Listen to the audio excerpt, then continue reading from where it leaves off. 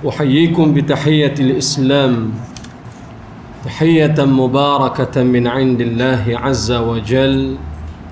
السلام عليكم ورحمة الله وبركاته. الحمد لله الذي وفقنا لطاعاته وبلغنا إلى شهر رمضان المبارك. Segala puji bagi Allah Jalla Jalaluh yang senantiasa menganugerahkan kekuatan, daya, upaya, usaha kepada kita untuk istiqamah berada di atas jalan ketaatan dan kebenaran. Dan dialah Allah yang telah pun menyampaikan kita di dalam bulan yang sedang kita meniti hari-hari yang ada, iaitulah Ramadan Al-Mubarak. Allahumma salli ala Muhammad wa ala ali Muhammad.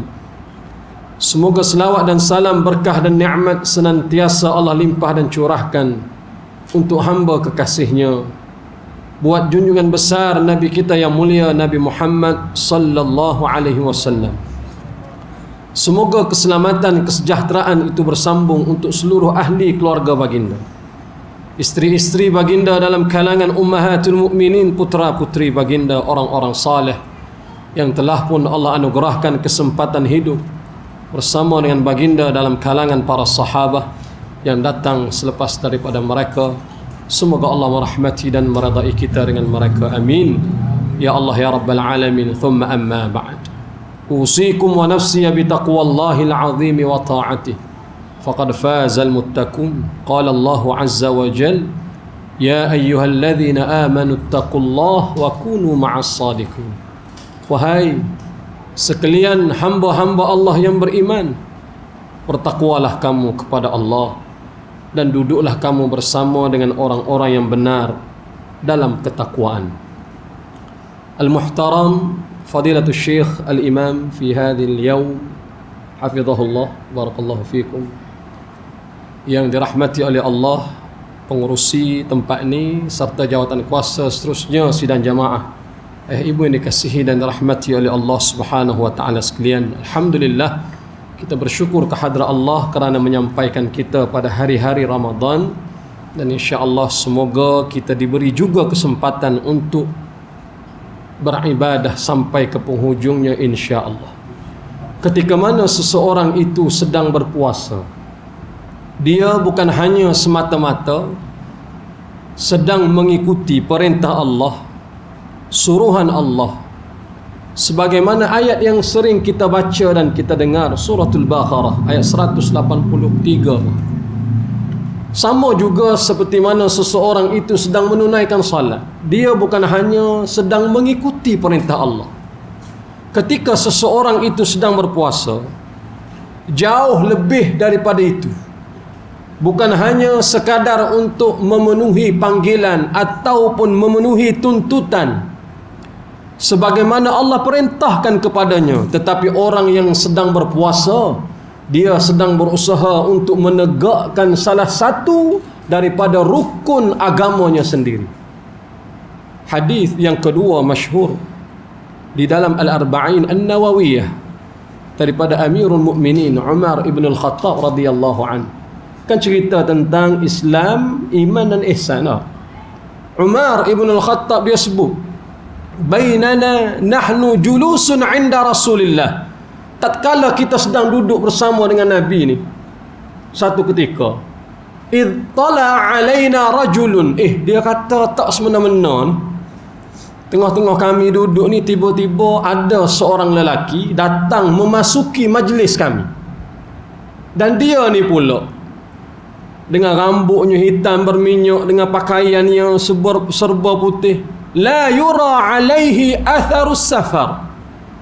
Tengok tu seumpama seseorang yang bukan dalam perjalanan, musafir jauh, bekalan pun tak ada, kenderaan atau binatang tunggangan pun tak ada. Dia ni datang dengan siapa?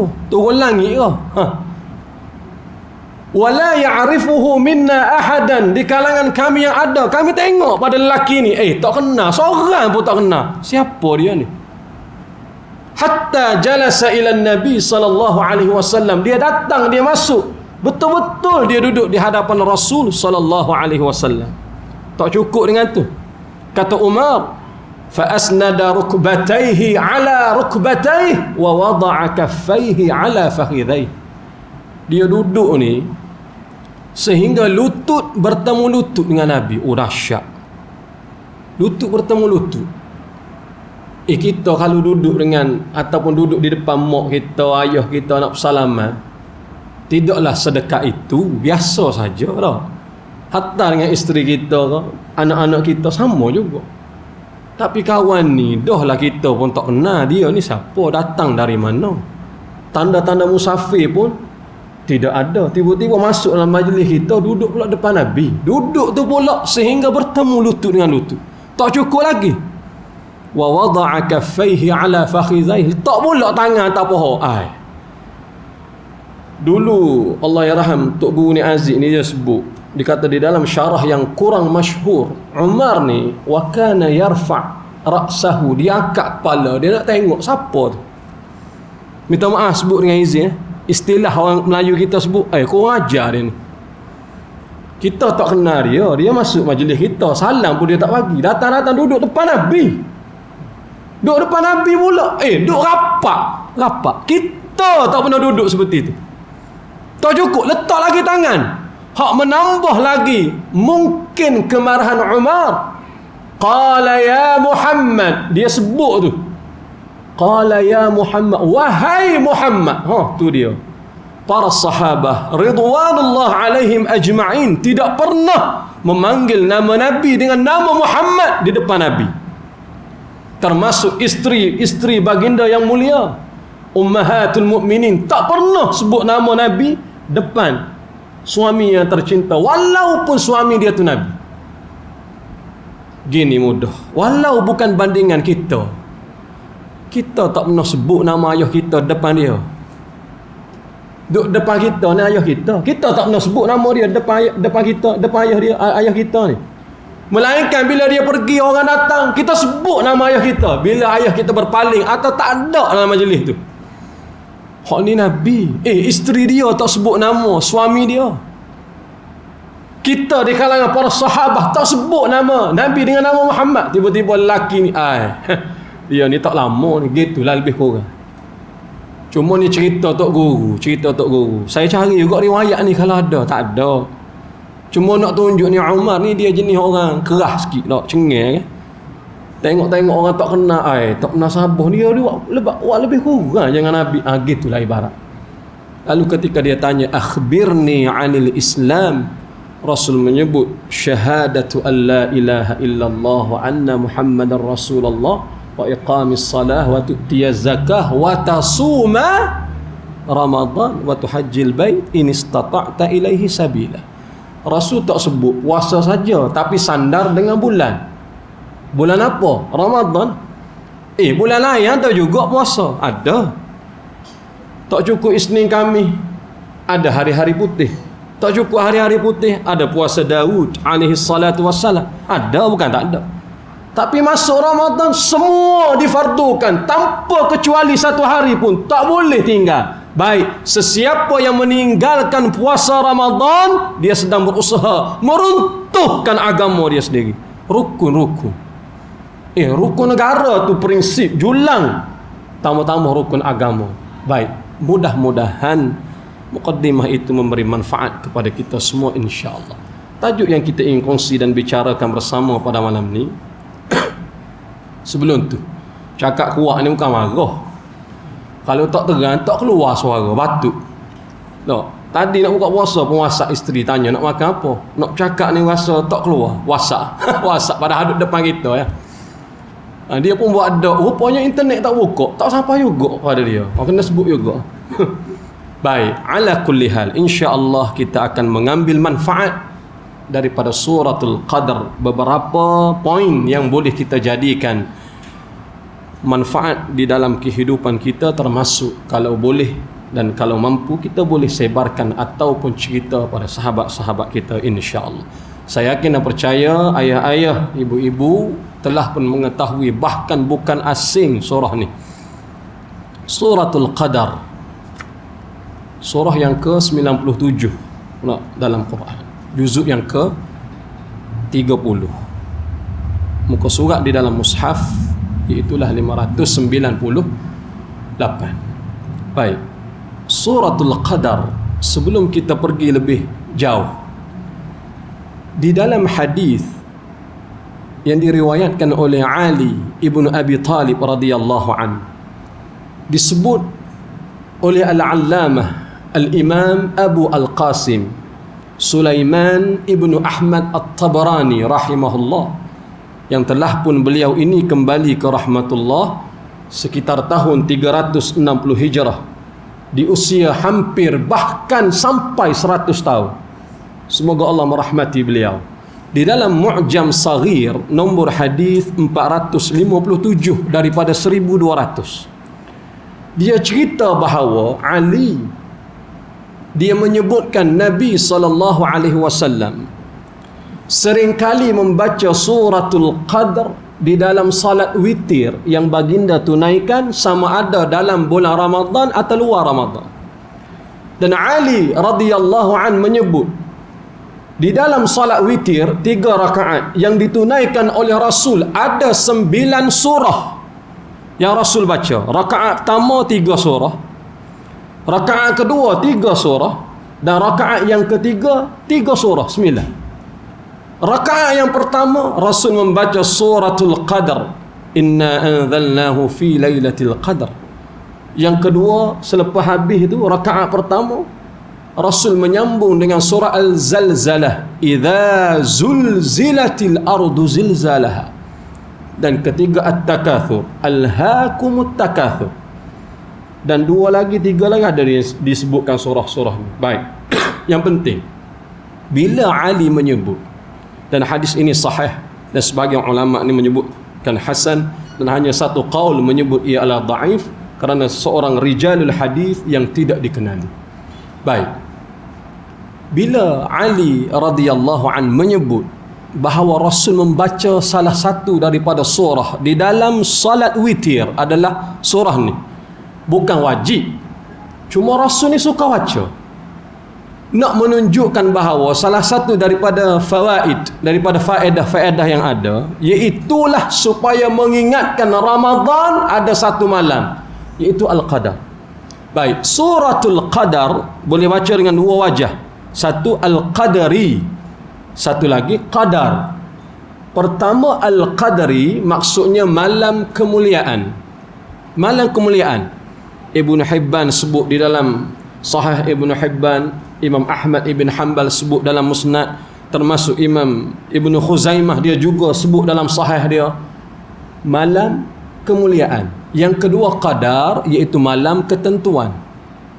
Ketentuan Allah mencatat dan menentukan sesuatu perkara ke atas setiap di kalangan para hambanya. Termasuk kata Abdullah ibnu Al-Abbas radhiyallahu anhuma ajma'in, termasuk yang Allah tetapkan di malam Al-Qadar itu siapakah di kalangan hamba-hamba Tuhan yang akan melaksanakan haji pada tahun ni. Oh, tu dia. Ni kita duduk bulan Ramadan. Selesai Ramadan ni bulan Syawal raya. Bulan Syawal bulan pertama ibadah haji. Bahkan kita di Malaysia ni penerbangan pertama KT01 daripada tabung haji muassasah ni selalunya hujung-hujung Syawal, 27, 28, 29 Syawal dalam tangan. Penerbangan pertama nak tunjuk Syawal bulan permulaan ibadah haji. Baik, bila Tuhan tentu? Takkanlah Ibnu Abbas kata Tuhan tetap dah. Saya surat tabung haji pun tak siapa lagi. Nah, nombor ataupun giliran naik dah tahun ni. Ada tak ketika mana seseorang tu sampai surat tawaran, sampai hari kejadian tak lagi, dengan sebab sakit, dengan sebab uzur, ada masyakkah lain, dengan sebab kematian, macam-macam benda. Walaupun surat tawaran sudah ada, orang sebut, siap buat majlis lagi. Nak kira bila tarikh, sebut dah tarikh. Lepas tarikh tu tengok, duduk di rumah lagi, ayah haji ni tak pergi kau naik kereta lagi. Tak boleh pergi lah tu. Dan ada orang tak naik nama dia tahun ni. Pada adat, habislah kita. Buat rayuan, tak jawab lagi. Memang tak boleh pergi. Ujung-ujung tabung haji offer. Nak pergi boleh. Esok penerbangan dia. Kalau nak ambil, take it or leave it. Gitu. Ketika sampai pada dia, Tuhan telah menulis dah di malam Al-Qadar. Subhanallah. Baik. Beberapa perkara yang boleh kita jadikan iktibar. Dan kita tak nak cerita banyak sebab kita tahu belakang dah.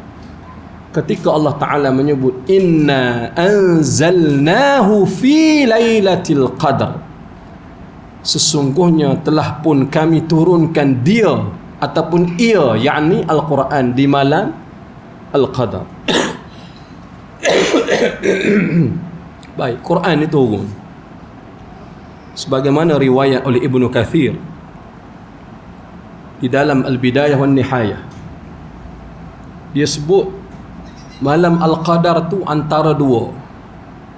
Satu 17 Ramadan, yang masyhur 17. Yang kedua 24 Ramadan.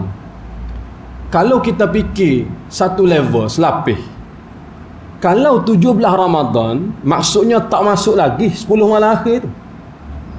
Sedangkan dalam riwayat Al-Imam Abu Dawud Al-Sijistani, Rasul sallallahu alaihi wasallam bersabda, cari Lailatul Qadri fil ashril awakhir, 10 malam akhir.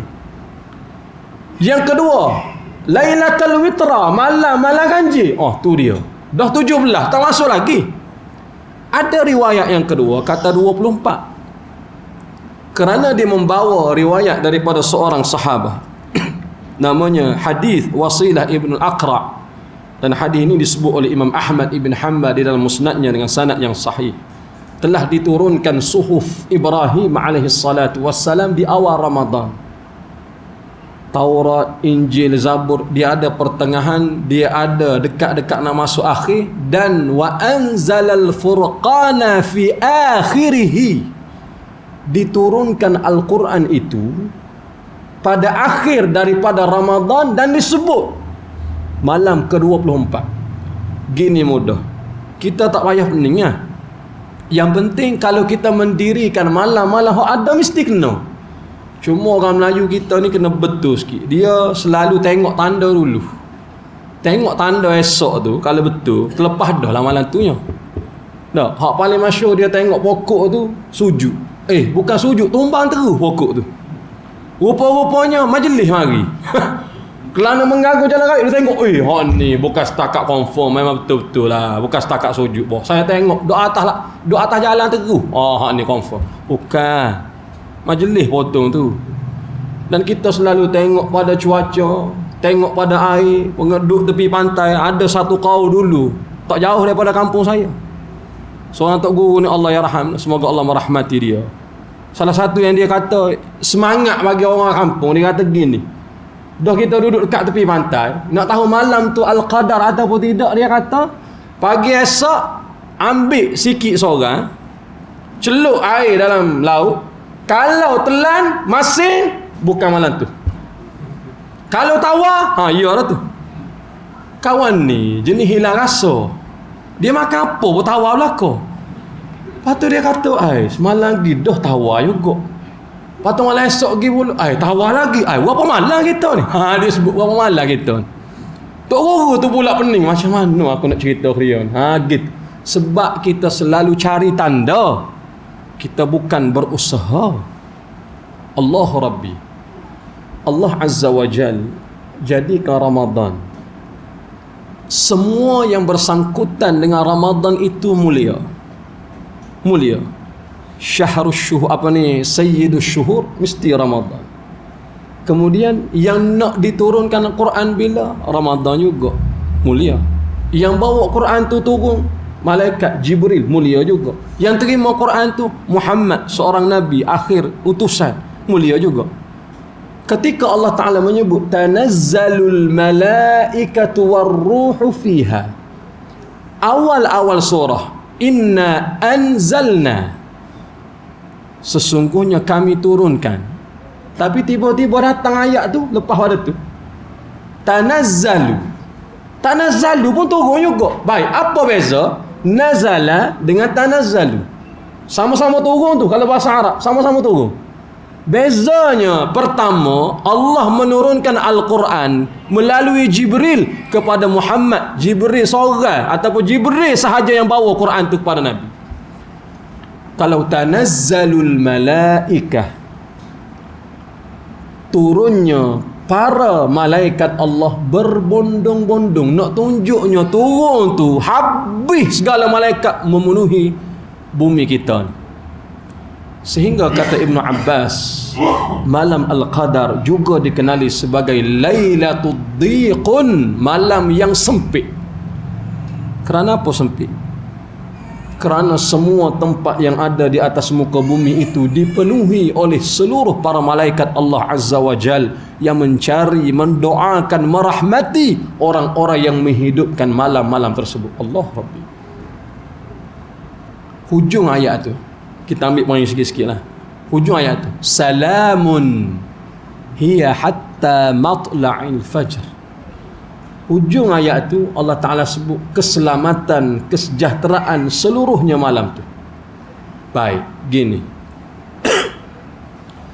Ketika muazzin melaungkan azan, kita sebut berulang kali, hayya 'alas salah, dia panggil orang semaya. Siapa yang layak datang? Semua orang layak datang. Yang mempunyai telinga yang boleh dengar dengan waras, semua boleh datang. Tua, muda, kecil, besar, wanita, lelaki, kanak-kanak, dewasa, remaja, tak kira, boleh mari belakang. Baik. Semua yang dengar tu, adakah semua datang? Belum tentu. Yang datang, yang memang Tuhan masuk dah dalam hati dia, rasa nak datang. Dan sekiranya tidak diazankan pun, dia akan tanya, tak azan kau seorang ni? Dia datang juga. Ramadan kita tak mampu. Setiap tahun nak pergi umrah, nak buat haji, dan kita duduk di tempat mustajabnya doa Al-Haramain, tak mampu. Mungkin orang kaya saja boleh pergi. Dan memang orang kaya pun boleh pergi, tapi belum tentu. Tak semua orang kaya boleh pergi. Yang kedua, oleh kerana Tuhan tahu payah di kalangan kita banyak banyak kekangan, masyakkah, wang ringgit, kesihatan banyak. Oleh kerana kamu tidak diberi peluang untuk sampai ke tempat mustajabnya doa, aku berikan 1 bulan, seluruh waktu itu mustajab doa. Termasuk 1 malam khairun, bukan setara dah. Khairun. Selalu orang sebut malam tu ibadat, contoh istighfar, seumpama kita istighfar 1000 bulan. Bukan 1000. Khairun. Samalah ketika orang sebut Ramadan adalah bulan ibadat. Salah. Ramadan bukan bulan ibadat. Ramadan bulan tambah ibadat. Kerana apa tambah? Kerana setiap pahala pun berbeza. Yang sunat di bulan lain, ila 700 di'fin, sehingga 70, bahkan ada 700 kali Tuhan ganda. Datang Ramadan, hak sunat tu setara wajib. Hak wajib hebat lagi ya. Dan oleh kerana kamu tak mampu nak pergi tempat mustajab doa, aku rezeki bulan dan seluruh pada Ramadan itu mustajab, lebih-lebih lagi malam Al-Qadar itu. Cuma gini, mungkin kita terfikir saya nak buat apa no. Kalau setakat baca Quran, saya baca juga. Setakat nak maya sunat, berapa rakaat nak semaya. Setakat nak berzikir, berapa ribu nak berzikir. Setakat nak iktikaf, nak sujud, nak tasbih, nak segala-gala, berdoa, payah juga. Cuma saya suka sarankan di dalam hadis Rasul, terutama dalam kitab Fadail Al-A'mal, cari yang sahih Fadail Al-A'mal, ada doa-doa yang pendek, terutama kepada ibu-ibu, isteri-isteri kita, hak ketika mana masuk Ramadan ada tempoh period dia tak boleh semaya. Confirm tak boleh semaya, nak baca Quran jauh sekali. Nak puasa pun tak boleh. Jadi rugilah dia kata. Terutama dia duduk 10 malam akhir tak boleh semayang dia. Maka yang boleh buat adalah zikir. Cuma bila mungkin salah faham, semua benda dia tak buat.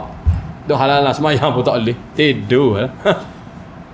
Paling tidak kalau aku tak kena, suami aku kena. Gitu. Kadang-kadang masalah. Cari doa-doa yang mudah, yang boleh kita amalkan. Dan ulang-ulang doa tu setiap malam. Kalaupun nak baca Quran kita rasa merangkak, ya taqaqa au ya tata'ta, payah lagi, huruf pun tertukar, baris pun tertukar, masalah kita. Cari doa-doa yang mudah, yang sahih, yang warid. Ulang doa tersebut. Mudah-mudahan pada malam itu Tuhan mustajab untuk kita. Allah Rabbi. Baik. Ada seorang yang hidup di zaman tabi'ut tabi'in, Al-Imam Dawud At-Ta'i rahimahullah. Dia ni perangai dia gini. Kalau dia datang masjid, dia datang semayang di masjid, selesai semayang dia zikir duduk seketika, dia berusaha untuk tidak cakap banyak. Dan dia ni terkenal dengan orang yang tidak ramai kenalan. Member dia tak ramai. Nak minta tolong payah. Dan setelah selesai urusan dia di masjid, dia balik ke rumah dan dia buat urusan dia. Ketika mana ada orang sakit, di kalangan kita ni dia tanya, agak-agak siapa lah paling soleh sekali, nak minta dia doa, minta nasihat dan sebagainya. Ataupun dalam satu qaul disebutkan ada masalah rumah tangga, kena jumpa dia tu. Dia ni semaya pun molek, nampak dia berdoa pun berjuruh lebih pada kita. Siapa? Dawud At-Ta'i. Orang datang bertemu dengan dia, tanya, wahai syekh, sampaikan kepada kami, cerita pada kami, bagi pada kami semangat, bagi pada kami nasihat dan sebagainya. Apa kata-kata dia? Fa inna askarul maut yantazirunak. Askarul maut yantazirunak. Pasukan kematian itu sedang menunggu kamu. Kalau kita bagi nyepak sekali, kita minta molek-molek lah, bagi nasihat. Dia sebut pada kita, pasukan kematian itu sedang tunggu kamu. Baik, apa mafhum mukhalafah dia? Kamu minta dengan aku sesuatu yang kamu yakin aku pun tak boleh bagi pada kamu. Yang mana kamu minta kesihatan, kamu minta sesuatu yang boleh menyebabkan bahagia, kamu minta masalah anak, segala-gala kamu minta. Tapi aku sendiri tak boleh beri jaminan. Yang pasti askarul maut, pasukan kematian, hak duk luar pun kamu tak tahu, yantaziruna, tunggu kamu, hak tu pasti.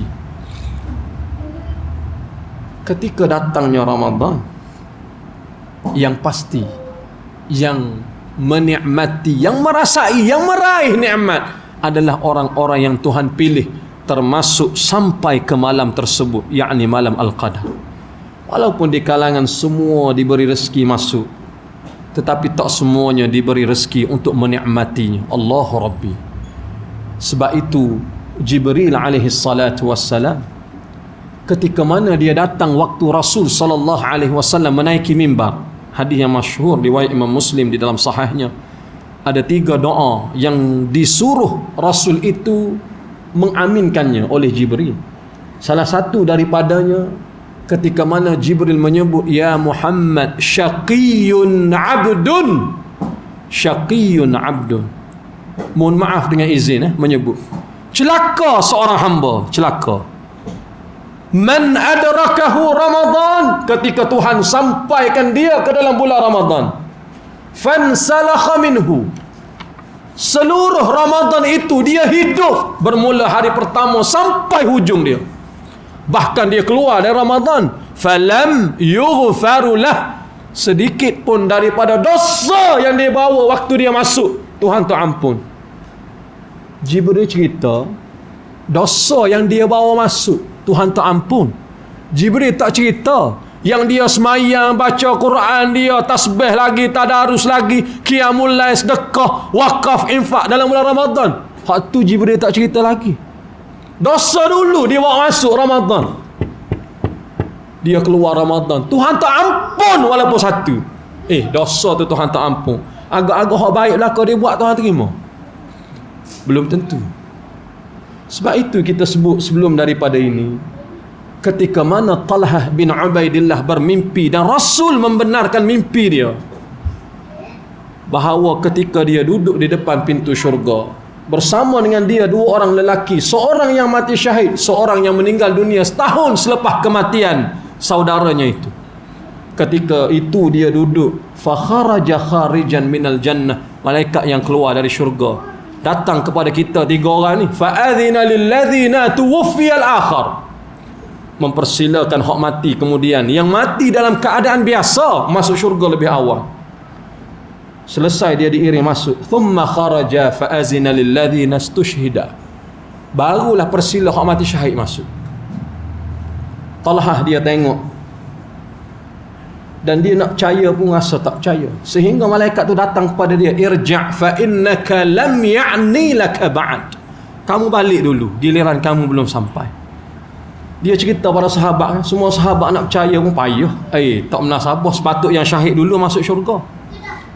Kerana syahid ni bermula seawal titisan darah pertama dia jatuh ke tanah, Tuhan ampun seluruh dosa dia. Yang kedua, ketika roh dia masuk ke dalam syurga, Tuhan persila 72 bidadari, kata Ibn Hibban, untuk sambut kehadiran dia. Yang ketiga, kata Al-Imam Abu Dawud Al-Sijistani, dia masuk sahaja dalam syurga, Tuhan bagi satu power untuk memberi syafaat kepada 70 orang kerabat yang dia kasih. Tiba-tiba seperti itu manusia, Tuhan persilakan orang mati biasa dulu masuk. Ketika sampai kepada Rasul, tanya, kenapa hak mati biasa masuk dulu? Kalau kita tak payah balah lah, masuk dua-dua syurga kan? Kalau kita sebut gitu. Tapi sahabat nak tahu apakah yang melayakkan dia masuk syurga. Sedangkan sah semayang kita ni dalam surau yang sama pun ada beza, terutama hari Jumaat.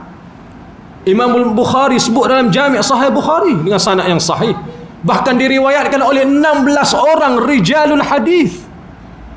Satu sah semayang pertama, yang mana di kalangan para sahabat itu, alladzina yusari'una fi saffil awal, duk pertama, sah pertama ni, seumpama pada hari tu dia telah menyembelih seekor unta di jalan Tuhan. Seekor unta 10,000 harga dia. Duk sah kedua, bakar, seumpama dia sembelih seekor lembu, pahala dia. 3, ghanam, binatang ternak. Keempat, seekor ayam, pun dikira. Kelima, seumpama dia menyedekahkan sebiji telur. Dah 5 nak duk atas motor lagi ya.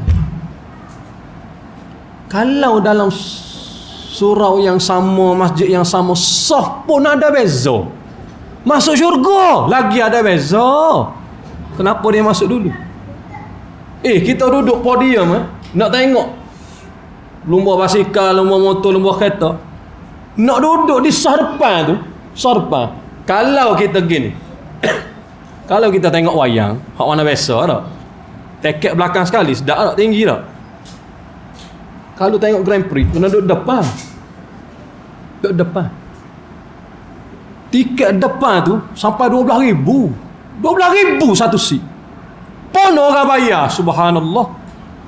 Syurga tidak ada tara dunia dan akhirat, tidak ada. Syurga tu sahabat tanya, kenapa hak mati biasa ni masuk dulu? Rasul menyebut, awalaysa qad makatha ba'dahu sanatan, bukankah dia Tuhan bagi setahun lagi hidup dalam bulan Ramadan? Wa huwa adrakahu Ramadan fa asamah, dia puasa di dalamnya. Fa shalla kadza wa kadza sajdatan fi sanah, dia semayang banyak mana rakaat dia semayang. Tidak boleh bulan lain mengatasi Ramadan dalam semua benda. Pertama, semayang. Tak ada orang semayang sunat 8 rakaat di bulan lain lepas semayang Isyak. Bukan setakat semayang sunat 8 rakaat, berjemaah pula. Tak ada orang. Bahkan semayang pula witir. Yang kedua, bacaan Quran yang boleh mengatasi Ramadan, tidak ada. Ketiga, bagi makan. Bulan lain kita belanja member dekat-dekat Member kita belanja ni hak baik dengan kita, rapat dengan kita, jiran sebelah rumah kita, saudara mara kita, adik-beradik kita, sebab menantu lah, macam-macam kita belanja lah. Kalau orang yang kita tak kenal, jarang kita belanja. Dah. Pertama pergi restoran, masuk dalam kedai, dia tengok meja ni ada 4-5 meja. Dia sebut pada cashier tuan kedai, gini, jangan ambil semua duit ni, biar saya bayar belakang. Kita selesai makan, nak pergi bayar, tuan kedai tu kata tak payah bayar, ada orang nak bayar. Siapa pula nak bayar? Dia sebut ni, duduk meja tu. Kita tengok, tak kenal dia, siapa dia ni? Habis meja dia bayar. Nak juga tanya, Ji, mabuk ketung kau? Tak akan ubat kau? Kenapa nak belanja saya? Ikut saya, duit saya. Ada orang seperti itu, tapi nak jumpa susah. Ketika Ramadan, bukan belanja, taja buka puasa. Dan taja buka puasa tu pula bukan sikit. Subhanallah. Nilainya 1000. Bahkan ada satu tempat. Riwayat ni sahih. Satu tempat. Nak taja tempat tu untuk buka puasa boleh. Dengan syarat ada 10,000 ringgit Malaysia ke atas sehari. Tengok list darah nama. Ada nama hamba Allah. 5 hari dia ambil. 50,000 dia belanja bulan ni. Nak tanya, bulan lain dia boleh buat? Belum tentu. Ramadan dia boleh buat. Yang kedua, adakah semua yang makan pada hari yang dia taja tu dia kena? Belum tentu. Bahkan yang makan pun tak kena. Siapa yang taja hari ni? Bila berlaku tu? Ramadan. Memang patutlah Jibril sebut celaka manusia bila dia keluar Ramadan, Tuhan tak ampun dosa dia. Sedangkan Jibril tak cerita lagi amalan yang dia buat apa dalam bulan Ramadan. Tatkala seorang hamba itu bangga, aku khatam dah Quran, belum pun sampai 15 Ramadan, aku khatam dah, demi Allah, belum tentu bacaan itu Tuhan terima. Jadi sebab itu kita berharap pada malam Al-Qadar supaya setiap apa yang kita buat itu digandakan pahalanya, karena memang kita akan mengemis dengan Tuhan pahala tersebut yang akan menyelamatkan kita pada hari yang tidak ada lagi naungan melainkan Allah Azza wa Jalla menaungi kita pada hari itu. Mudah-mudahan ada manfaatnya untuk kita bersama. Mohon maaf mengambil sedikit masa. InsyaAllah bertemu lagi di lain kesempatan. Wabillahi taufiq wal hidayah. Assalamualaikum warahmatullahi wabarakatuh.